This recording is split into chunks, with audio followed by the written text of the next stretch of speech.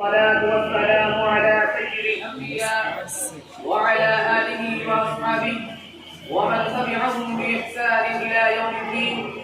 أما بعد. سامعین کرام، یہ میرے لیے بڑی سعادت و خوش نصیبی کا مقام ہے کہ آج اس وقت میں تحریک آزادی میں علماء دیوبند کے کردار کے موضوع پر لفظائی کی جرأت کر رہا ہوں. برادران ملت، ہندوستان کی روشن تاریخ گواہ ہے کہ جب بھی ہندوستان کو خون کی ضرورت پڑی تو سب سے پہلے مسلمانوں نے پیش قدمی کی، اور جب بھی ہندوستان کی سالمیت کو خطرہ ہوا تو مسلمان آگے بڑھ کر اس کے محافظ و پاسبان بن گئے.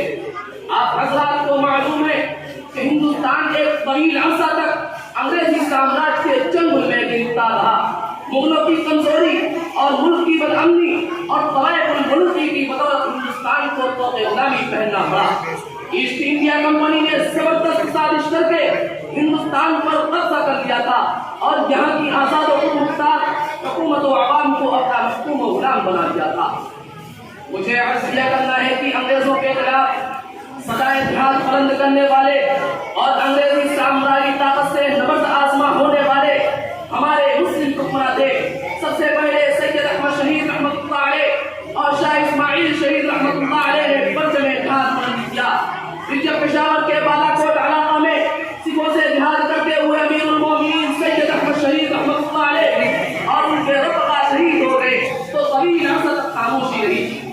1757 عیسوی میں پلاسی کا مارچہ ہوا اور شیر بنگال نواب سراج الدولہ نے ایسٹ انڈیا کمپنی کے خلاف علم جہاد بلند کیا اور انگریزوں سے ٹکر لی، مگر اپنے صبح سالار میر جعفر کی غداری کے باعث فتح شکست سے بدل گئی اور ہندوستان کا طویل حصہ انگریزوں کے قبضے اقتدار میں چلا گیا.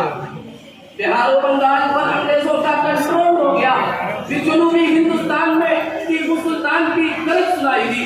اس مرد خدا نے انگریزوں کو ہندوستان کی پاک سرزمین سے باہر نکالنے کا عزم کر لیا تھا، مگر اس کے ساتھ بھی غداری کا معاملہ ہوا اور اس کے صبح سالار میر صادق نے غداری کر کے ہندوستان کو صدیوں کے لیے انگریزوں کا غلام بنا دیا اور ٹیپو سلطان مادے وطن کی حفاظت کرتے ہوئے میدان جنگ میں شہید ہو گئے، جن کی شہادت پر انگریزی افواج کے جنرل نے بڑے فخر سے کہا تھا کہ اب ہندوستان ہمارا ہے.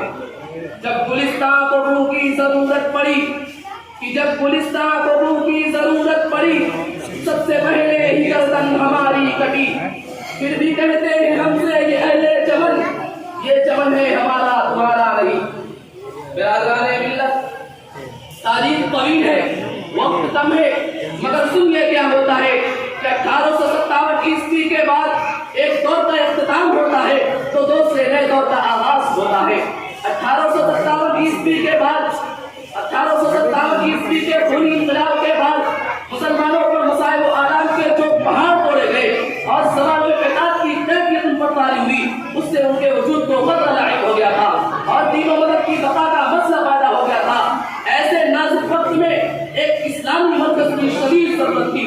لہذا آپ صاحب حسین صاحب، حضرت مولانا قاسم نانوتوی صاحب، حضرت بھاری بکری رحمۃ اللہ علیہ کے اصلاح و مشورہ اور نگرانی و سرپرستی میں ایک مرکز کی بنیاد رکھتے ہیں اور 1866 عیسوی موافق 1283 ہجری میں مرکز علم و فن منشر قاسمی الہامی انداز میں وجود میں آیا.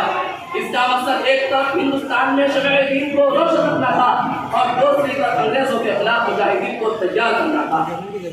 قال اللہ اور قال رسول کی صدائیں بلند کرنے والوں کے ہاتھوں میں پرچم آزادی لے کر میدان کارزار میں بھیجنا تھا اور دنیا نے دیکھا کہ مسجد چھتہ میں انار کے درخت کے نیچے اپنے استاد ملا محمود احمد کے سامنے قدم مستحق کرنے والا دارالعلوم دیوبند کا سب سے پہلا طالب علم محمود الحسن سب سے پہلے پرچم آزادی کو بلند کرتا ہے اور انگریزوں کے خلاف تحریک چلاتا ہے. دنیا نے انہیں شیخ الہند کے نام سے یاد کیا اور ان کی تحریک نے بھی مبارک عتیق کے نام سے مشہور ہوئی. برادران اسلام، شیخ الہند کے کعبے سے کالا ملا کر چلنے والے شیخ الاسلام مولانا حسین احمد مدنی بھی تھے. قدم قدم پر ان کا ساتھ دیا اور ساتھ ہی گرفتار ہوئے اور مالٹا میں استاد کے ساتھ شریک ہوئے. ہندوستان چھوڑو تحریک میں حصہ لیا.